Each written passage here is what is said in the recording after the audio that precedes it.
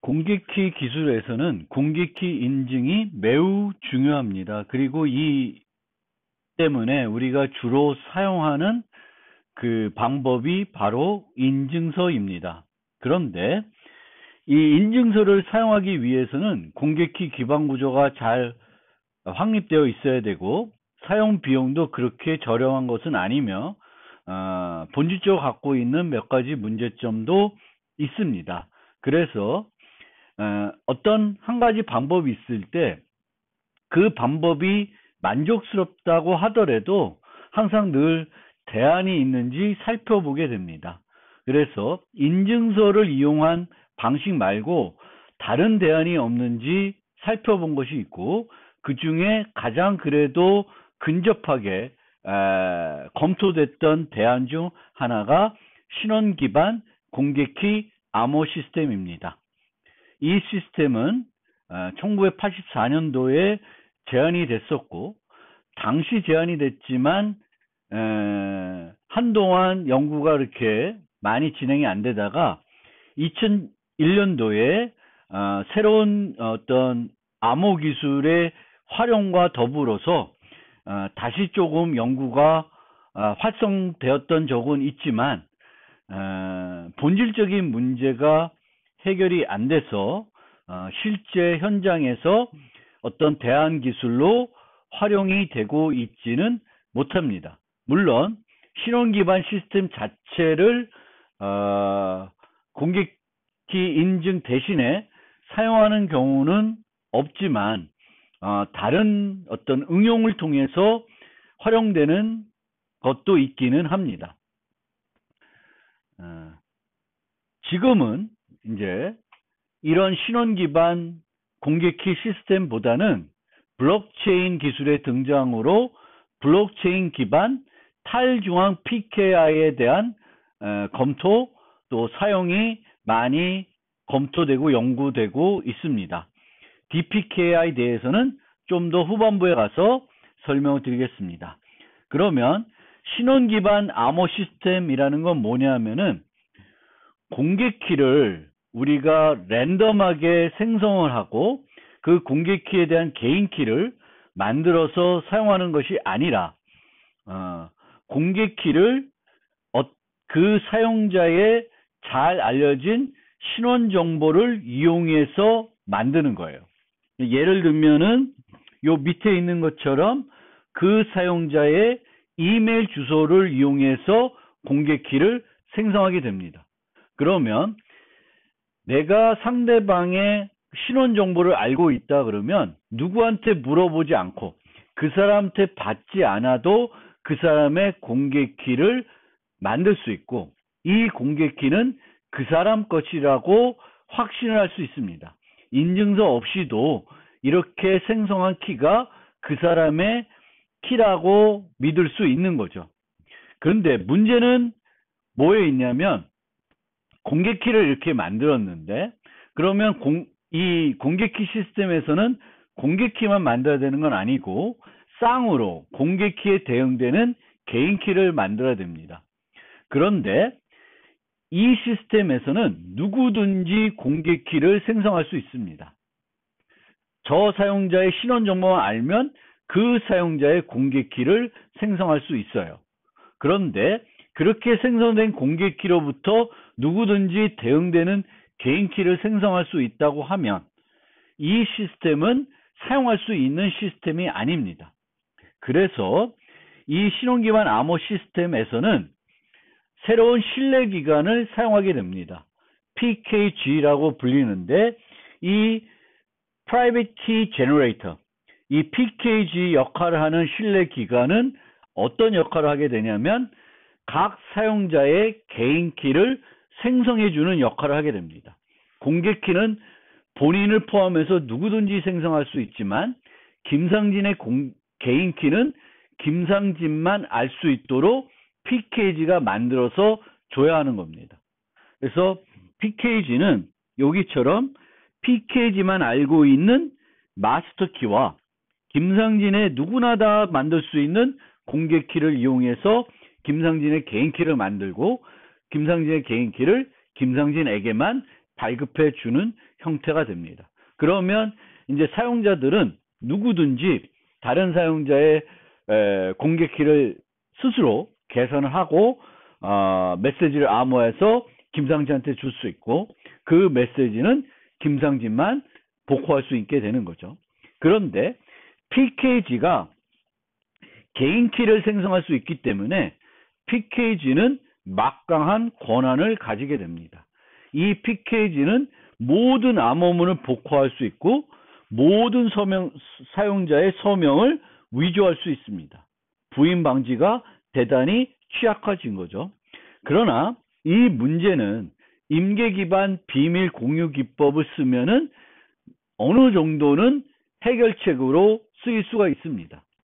아주 만족스럽진 않을 수 있지만 실제 사용하기에는 충분한 정도로 만들 수도 있어요. 여러 기관에 발급 권한을 주고 그 중에 일부가 어그리해야 발급하고 나중에 또다시 그 개인 키를 만들려고 하더라도 그 기관들이 협력하지 않는 한 T명 이상이 협력하지 않는 한 김상진의 개인 키를 못 만드는 거죠. 김상진은 이미 발급 받았기 때문에 이제 알고 있는 거고 이 기관들이 다시 똑같은 키를 만들려고 그러면 다시 협력을 하지 않고는 못 만드는 거예요. 만들 당시에는 부분적으로 각각 만들어서 사용자한테 준 거기 때문에 이 기관들이 어떤 공모를 그 T명 이상이 하지 않는 한 못 만들게 되고 그러면 어느 정도 안전하게 신뢰를 갖고 사용할 수 있는 시스템은 됩니다. 하지만 여전히 이 PKG라는 이제 그 뭔가 혼자 역할을 안 하지만 그 역할을 하는 어떤 기관은 필요한 거죠. 그러니까 인증서 기반에서는 인증기관이 필요하듯이 신원 기반 시스템에서도 PKG 역할을 할 기관이 필요한 것입니다. 그런데 이것만 문제였으면은 대안으로 충분히 현장에서 지금 사용이 될 것입니다. 그런데 그 신원정보 시스템은 그 외에 더 본질적인 문제점이 있습니다. 어떤 문제점이냐면 공개키를 그 사용자의 잘 알려진 신원정보를 이용해서 계산한다고 말씀드렸습니다. 그러면 그 신원정보에 대해서 한번 생각을 해봅시다. 사용자의 신원정보를 이용해서 공개키를 만드는데 각 사용자가 만드는 공개키는 다 달라야 돼요. 그러면 독특한 그 사용자의 신원정보인데 각 사용자마다 다른 어떤 신원정보를 이용해야 되겠죠. 그러면은 아까 보여드렸던 전자우편 주소, 뭐 패스포트 번호, 주민등록 번호, 군번, 군번은 안 되겠구나. 모든 사람이 갖고 있는 건 아니니까. 뭐 그런 것들이에요. 그런 정보들을 이용할 수 있는데 문제는 이런 신원 정보들 중에 여권 번호나 주민번호 같은 경우에는 여기서 사용하기에는 적합한 신원 정보가 아닙니다. 왜냐하면 다른 사용자들이 쉽게 접근할 수 있는 신원 정보여야 돼요. 쉽게 알고 내가 물어보지 않아도 알 수 있는 정보여야 돼요. 그러니까 이메일 주소 괜찮고요. 핸드폰 번호 이런 거 괜찮습니다. 모든 사용자가 다른 핸드폰 번호를 쓰고 있을 거고요. 그 핸드폰 번호, 내가 잘 아는 친구의 핸드폰 번호는 내가 알 테니까 그 핸드폰 번호를 이용해서 공개키를 만드는 거는 괜찮은 방법이 되겠습니다. 하지만 뭐 주민번호라든지 여권번호라든지 이런 것들은 독특하지만 다른 사용자들이 잘 알기 어려운 정보이고 다른 사용자한테 잘 공개하기가 꺼려지는 정보이기 때문에 이 신원정보 시스템에서 사용하기에는 적절한 정보는 아닙니다.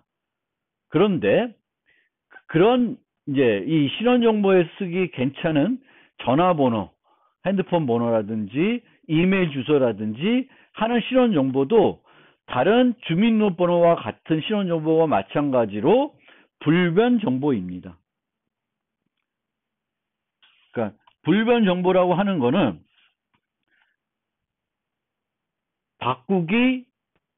바꾸는 것이 불가능한 정보인데, 뭐 완전히 바꾸긴 불가능한 건 아니지만, 이메일 주소 또 핸드폰 번호 같은 경우에는 내가 왜 이거를 바꿔야 되냐면은, 우리는 암호키를 사용하다 보면 하는 것을 너무 오래 쓰다 보면 안전성이 떨어집니다. 그래서 키는 주기적으로 갱신하는 게 가장 효과적입니다. 이거는 신원정보 시스템이라고 다르지 않습니다. 그런데 이 신원정보 시스템에서 키를 바꾸려면은 신원정보를 바꿔야 됩니다. 우리가 아까 봤듯이 F 이메일 주소를 이용해서 김상진의 공개키를 만들었기 때문에 김상진의 공개키를 바꾸려고 그러면은 이메일 주소를 바꿔야 되는 거예요. 근데 그거는 불편한 거죠. 내가 학교 메일을 쓰고 있는데 내 키를 바꾸기 위해서 내 학교 메일을 바꿔야 된다. 이거는 불편합니다. 그래서 키를 갱신해야 되는데 이 키 갱신이 신원 정보를 쓰다 보니까 어려워지는 거예요. 그것이 이 신원정보 시스템이 본질적으로 갖고 있는 큰 문제점입니다. 그러면 신원 정보를 수정하지 않고 바꿀 수는 없냐? 바꿀 수 있는 방법이 또 하나 있죠. 개인 키를 만들 때 마스터 키와 공개 키를 이용합니다. 그럼 공개 키를 바꾸면 개인 키가 바뀌게 되는데, 공개 키를 바꾸려면은 이메일 주소를 바꿔야 돼요. 그래서 이거는 불편한 거고, 그럼 마스터 키를 바꿀 수 있는데, 마스터 키를 바꾸게 되면은 김상진의 개인 키만 바꿔야 되는 게 아니라 시스템에서 사용하는 모든 사용자의 개인 키를 바꿔야 되는 문제점이 있습니다. 따라서 이 신원정보 시스템이 갖고 있는 가장 큰 문제점은 키 갱신이 어렵다는 거에 있습니다.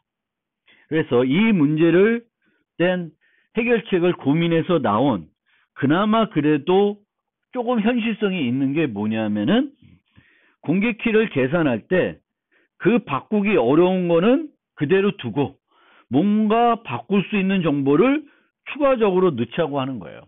그런데 얘를 넣는 순간 어떤 문제가 생기냐면은, 신원정보 시스템의 장점은 상대방한테 물어보지 않고도 공개 키를 계산할 수 있다는 것이에요. 그런데 이 별도 추가 정보를 넣게 되면은 이 정보를 알아야 돼요. 어떤 정보를 추가적으로 넣는지 그 상대방이 알아야 되는 거죠. 내가 홍길동의 공개키를 만들고 싶으면은 홍길동의 이메일 주소만 알았었는데, 원래의 의도는 이 홍길동의 이메일 주소뿐만 아니라 이 바꿀 수 있는 이 동적 정보도 알아야 되는 겁니다. 그래서 사용자들이 쉽게 알 수 있는 그런 동적 정보, 바꿀 수 있는데 쉽게 알 수 있는 정보가 뭐냐 생각해서 나온 것이 발급 시간입니다. 근데 발급 시간은 언제 발급받는지 어떻게 알아요? 이것도 알기 어려운 거죠. 그래서 발급 시간을 사용하되 고정시켜 놓는 거예요. 그래서 이것처럼 매달 1일날 1일로 하는 거예요. 그래서 3월달이면, 지금이 3월달이면 여기에다가 2022 3월 1일 정보를 넣는 거예요. 그러면 이 키는 한 달만 유효하게 되는 거죠. 4월이 되면 또 재발급 받아야 돼요. 문제는 뭐예요? 그 한 달 사이에는 바꿀 수가 없는 거예요. 폐지가 돼도 바꿀 수 없는 문제가 됩니다. 그러면 이거를 줄일수록 그러면 뭐가 불편해요? 더 빨리 자주 갱신을 받아야 되니까 또 불편해지는 거예요. 여전히 어떤 깔끔한 해결책이 나오지 않는 거가 되는 거죠. 그래서 출발 아이디어는 좋았는데, 원래는 인증서를 발급받고 사용자한테 다른 사용자의 인증서를 받아서 확인을 해야 되고 뭐 이런 번거로움이 있었는데, 그걸 없앤 거죠. 그냥 내가 통신하고 싶은 사람이 홍길동이야. 그럼 홍길동의 이메일 주소만 알면 그 홍길동의 공개키를 만들 수 있고, 그 공개키를 이용해서 서명도 확인할 수 있고, 메시지도 암호해서 홍길동한테 줄 수 있습니다. 문제는 이 키 한 번 만들어진 키를 갱신하기가 너무 불편하고 어렵다는 문제점을 갖고 있고, 이 문제점에 대한 어떤 깔끔한 해결책이 등장하고 있지 않기 때문에 이제 이것이 어떤 대안으로 사용되고 있지 못한 이유가 되겠습니다. 요거는 이제 인증서 기반 PK와 신원 기반을 비교하고 있으니까 한번 살펴보시면 되겠고요. 이 경우에도 또 일반적으로 그 동적 정보 넣는 것 말고 또 생각해 보면은 키를 만약 갱신할 수 있을 때, 그러면 이게 갱신됐는지 안 됐는지, 폐지됐는지 안 됐는지를 아는 방법, 그것도 이제 마땅한 방법이 별로 없습니다. 그래서 이게 그 키의 갱신과도 맞물려 있는데요. 키 갱신과 또 키가 갱신될 수 있으면 과거에 썼던 키들을 폐지해야 되고, 내가 쓸 때 폐지된 거를 쓰지 못하게끔 해야 되는데 그 장치도 간단하지 않다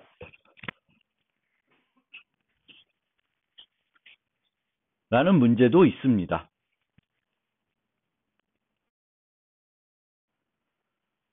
지금부터는 탈중앙 PKI에 대해서 설명해 드리겠습니다. 이 탈중앙 PKI도 예전부터 검토됐는데 블록체인이라는 기술이 이제 등장하면서 더 어떤 현실적인 대안으로 떠오르고 있는 그런 기술, 뭐 실제 상용화까지 가고 있는 기술이라고 생각하시면 되겠습니다. 그래서 탈중앙 PKI라는 건 원래 그거의 반대는 이제 중앙 집중인데, 기존에 우리가 인터넷 뱅킹 할 때 썼던 인증서는 중앙 집중 PKI 방식입니다. 그래서 인증기관이 인증서들을 발급해 주고요. 이런 인증기관들이 계층 구조적으로 신뢰 모델을 만들고 있는 겁니다. 그래서 그런 모델이 있는 거고, 이 탈중앙 PKI에서는 어떤 특별한 신뢰기관이 인증서를 발급하지 않습니다.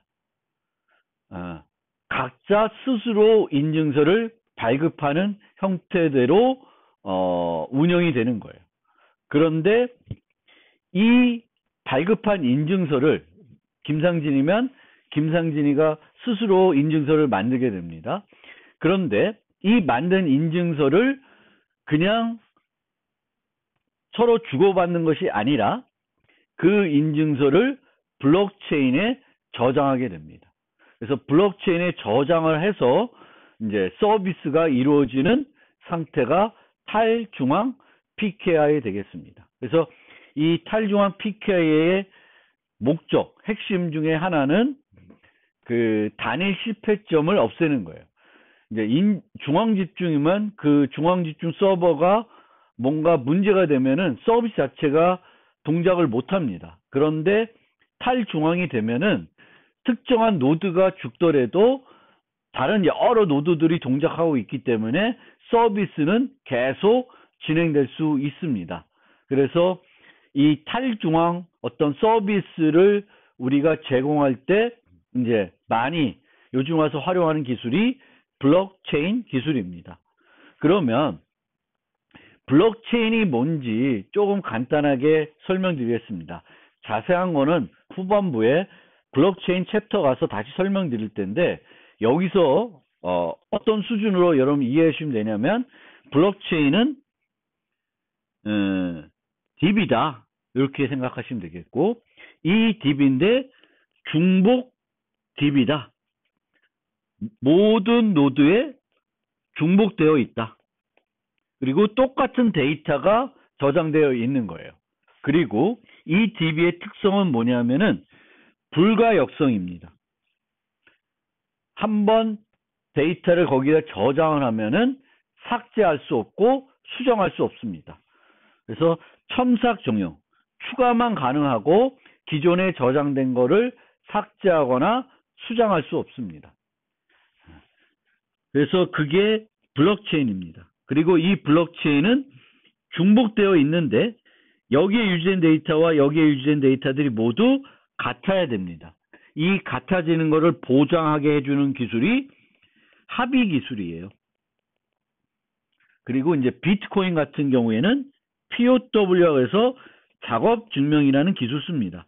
요거에 대해서는 이제 후반부에 설명드릴 텐데, 여기서는 블록체인을 만들 수 있는 기술이 있고, 블록체인을 만들게 되면은 이 블록체인에 참여하는 모든 노드들은 그 블록체인을 유지하고 있고, 이 블록체인의 데이터가 저장이 되면은 수정할 수 없고 삭제할 수 없다라는 겁니다. 그러면 이런 블록체인의 그 인증서를 저장한다는 거는 중앙기관이 서명해서 저장하는 건 아니고, 공개키와 이 공개키의 소유자 정보를 나타내는 문서라고 합시다.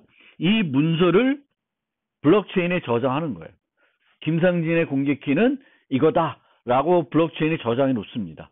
그러면 누구도 그거를 수정이나 삭제를 못하는 거예요. 그러면 그 저장이 확실하게 돼 있으면 누가 김상진 대신에 다른 사람이 이거 김상진 거에 저장해 놓고 김상진 행세를 하면 안 되겠죠. 그거를 우리가 뭔가 방지할 수 있다 그러면 안전하게 서비스가 가능한 거죠. 여러 노드에 분산되어 있고 누구든지 가장 가까운 노드에 가서 그 블록체인에 있는 김상진 걸 가져다가 사용하면 그 공개키가 김상진의 공개키가 되는 것입니다. 그래서 이렇게 블록체인에 우리가 각 사용자들이 자신의 공개키를 안전하게 저장할 수 있다면, 여기서 안전하게 저장할 수 있다는 것은 홍길동이가 김상진 공개키를 저장할 수 있으면 안 되는 거죠. 그래서 그 문제가만 해결된다 그러면 되게 효과적으로 서비스, 분산적으로, 탈중앙적으로 유효한 인증서들을 접근할 수 있는 방법이 되는 것입니다. 그런데 이런 DPKI에서는 공개키와 김상진 이름을 저장하지 않습니다. 요즘은 이제 그 프라이버시를 중요하게 하니까 공개키와 특별한 그냥 랜덤한 아이디를 저장해 놓는다고 생각합시다. 그러면 이 랜덤한 아이디를 사용하는 사람의 공개키는 이거다라는 거는 블록체인에 있지만, 그럼 이 랜덤한 아이디를 사용하는 사람이 김상진이다라는 거는 블록체인을 통해서는 제공이 안 됩니다. 그러면 그거는 별도 다른 방법으로 제공을 해야 돼요. 다른 방법으로 이 아이디는 김상진 거다. 이 아이디는 한기대 거다. 이 아이디는 한기대 총장 거다. 이런 식으로 다른 방법으로 보장해 줄 수 있는 방법이 필요한 겁니다. 그거는 이제 블록체인과 별개로 제공이 돼야 돼요. 그러니까 블록체인에서 제공하는 것은 분산 저장되게끔 제공해 주는 거고, 한번 저장되면은 수정 삭제를 못하게 하는 거를 해줄 뿐입니다. 여기서 그 저장된 공개키가 누구의 공개키인지는 알 수 없어요. 원래 우리가 공인인증서에서는 공개키와 뭘 저장해 놓냐면은 신원 정보를 저장해 놓았어요. 김상진 이름이 저장이 됩니다. 그런데 실제로 그 인증서 기반에서도 그 주체 정보에 신원 정보를 넣지 않고 랜덤한 값을 넣어서 이 랜덤한 값의 주인이 랜덤한 아이디의 공개키가 이거다라는 것을 보장하는 형태로 사용할 수도 있습니다. 그걸 우리가 익명 인증서라고도 하는데, 중앙집중에서도 그렇게 할 수 있어요. 근데 이제 중앙집중에서는 인증서를 전자서명해서 그 신뢰하는 특별한 기관만이 발급할 수 있는 거고, DPKI에서는 누구든지 발급해서 저장할 수 있습니다. 이 블록체인에. 그 원리가 다른 거예요. 그리고 일반적으로 DPKI에서 사용하는 방법은 웹 오브 트러스트 모델을 쓴다 그래요. 그러니까 신뢰를 확장하는 방법. 그러니까 길거리에 만나서 내가 보여주는 거예요. 여러분한테. 이거 내 아이디야. 그럼 이제 나중에 블록체인에서 그 아이디를 검색해서 얻은 키는 김상진 키라고 여러분들이 믿을 수 있는 거죠. 내가 보여줬기 때문에. 그래서 오프라인에 보여준 거고, 또 내가 홍길동을 신뢰해요. 근데 홍길동이 이 키는 이순신 거라고 알려줬습니다. 그럼 내가 홍길동을 신뢰하면은 내가 받은 그 아이디는 이순신 거다라고 믿을 수가 있는 겁니다. 그런 식으로 신뢰를 확장해가지고 쓰는 거예요. 또는 우리 학교 홈페이지에, 이 학교 홈페이지가 누가 조작이 불가능하다고 하면은 이 홈페이지에 한기대 아이디를 여기다가 박아 놓는 거예요. 그러면 그 아이디는 한기대 거다고 이제 사람들이 믿는 거죠. 이런 사이트들, 가짜 사이트를 만들어 가지고 한기대 아이디를 이렇게 공개할 수 없다 그러면 그런 것도 유용한 방법이 되겠고, 뭐 신문 같은데 공개를 할 수도 있고요. 여러 가지 다른 방법들을 이제 그 응용에 맞게 사용해야 됩니다. 이 아이디가 누구의 아이디인지는 이제 DPKI 외적인 요소를 통해서 처리해야 돼요. 이제 이 신뢰 모델에는 웹 오브 트러스트 있고, 아까 봤던 계층 구조 모델, 그리고 상호 인증 모델, 이런 것들이 있고, 또 TOFU라는 모델도 있어요. 처음에는 무조건 신뢰하고, 그 다음부터는 이제 그 첫 번째 신뢰를 바탕으로 이어가는 겁니다. DPKI에서도 이 부분적으로는 TOFU를 써요. 왜냐하면 한번 아이디가 등록이 되면 이 아이디에 대한 공개 키를 갱신하고 싶으면은 재등록을 하게 됩니다. 근데 이 재등록할 때는 기존에 사용했던 어떤 방법을 모르면 등록을 못하게끔 장치를 할 수 있어요. 그래서 첫 번째 게 신뢰적으로 들어갔다 그러면 그 다음부터의 갱신에 대해서는 크게 걱정하지 않고 갱신할 수 있습니다. 즉, 이 블록체인에 한 아이디에 대한 그 공개 키가 여러 번 등록될 수 있어요. 그러면 이 사용자의 현재 공개 키는 가장 마지막에 등록된 키가 현재 그 사용자의 공개 키가 되는 거예요. 그래서 갱신을, 왜 블록체인은 삭제를 할 수 없으니까 갱신을 어떻게 해야 되냐면 삭제하고 새로 추가하는 것이 아니라 덮어쓸 수도 없기 때문에 그냥 추가하게 됩니다. 그러면 블록체인에 가장 최근에 등록된 그 아이디의 공개 키가 현재 공개 키가 되는 그런 모델을 사용하고 있습니다. 그래서 이 모델이 이런 거예요. 블록체인에 이제 아까 다 말씀드린 분인데 아이디와 공개 키를 등록하고 상대방에게 내 아이디는 이거야 하고 알려주고, 내 아이디가 블록체인 어디에 있다라고 알려주면은 이 사용자는 블록체인에 가서 그 아이디에 해당되는 공개 키를 찾아보고 거기에 저장되어 있으면은 이 공개 키가 유효하다고 믿을 수 있습니다. 블록체인에 저장되어 있으면은 유효한 거고, 저장이 안 돼 있으면 문제가 있는 거죠. 그래서 이런 모델을 이제 DPKI에서는 사용하고 있습니다. 그래서 아까도 말씀드렸듯이 DPKI에서 해결될 가장 중요한 문제는 이 문제예요. 아무나 등록할 수 없게끔. 그래서 이거 등록해 놓고, 물론 아무나 등록하게 해 놓을 수도 있어요. 근데 그렇게 아무나 등록했을 때 그 아이디가 김상진 거다, 한기대 거다고 주장할 수 없게 해야 되는 거죠. 그게 돼야 됩니다. 그래서 이 자체는 제공 안 하더라도 그 아이디가 누구 것인지 그거를 매칭하는 DPK와 별도의 방법이 만약 있다 그러면 그 방법에서 반드시 걸러줄 수 있어야 됩니다.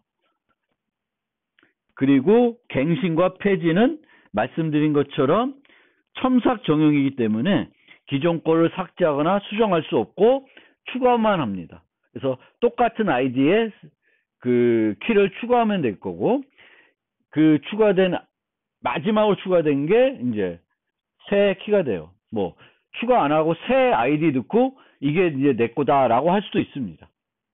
그리고 이 같은 이유에서 만약 똑같은 방법으로 폐지시키고 싶으면 아이디하고 널 값을 등록하는 거예요. 그러면 이 아이디에 대해서는 이제 공개키가 더 이상 없구나라는 것이 됩니다.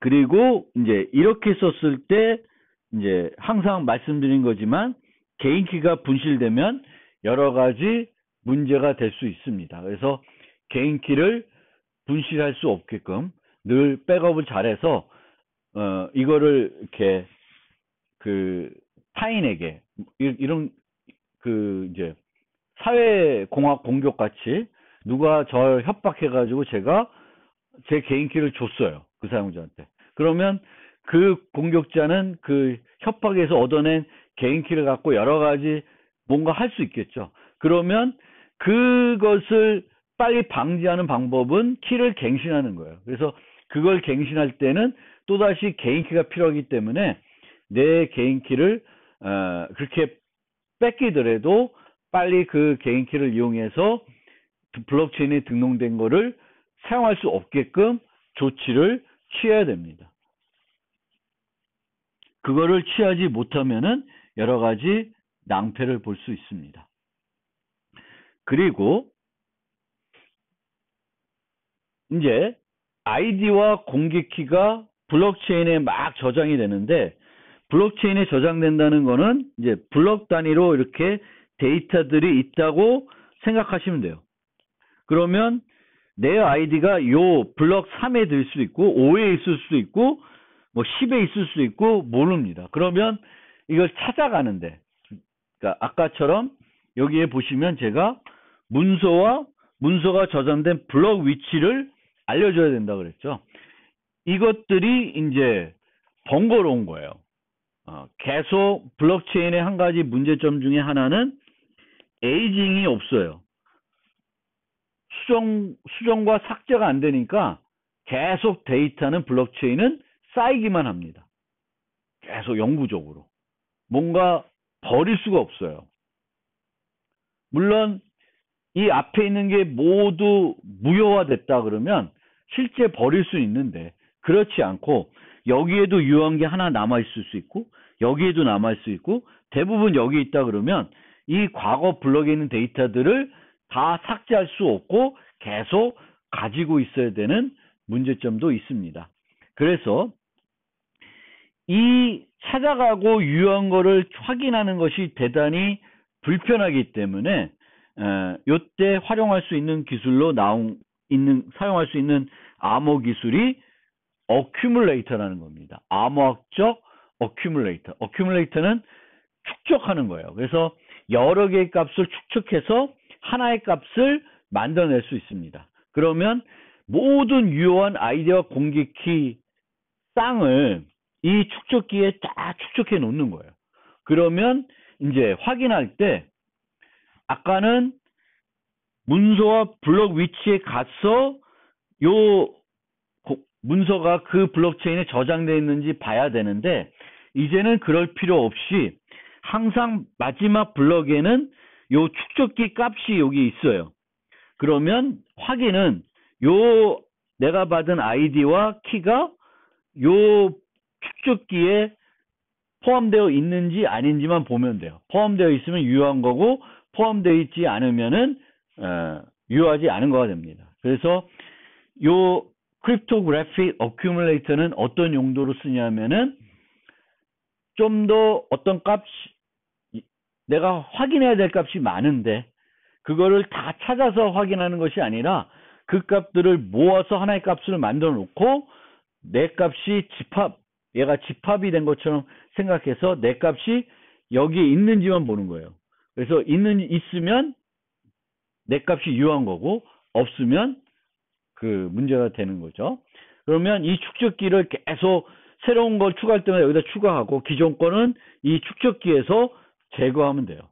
그러면 매번 이 블록에는 새로 추가된 데이터도 있지만 항상 축적기 값도 여기다가 저장해 놓는 거예요.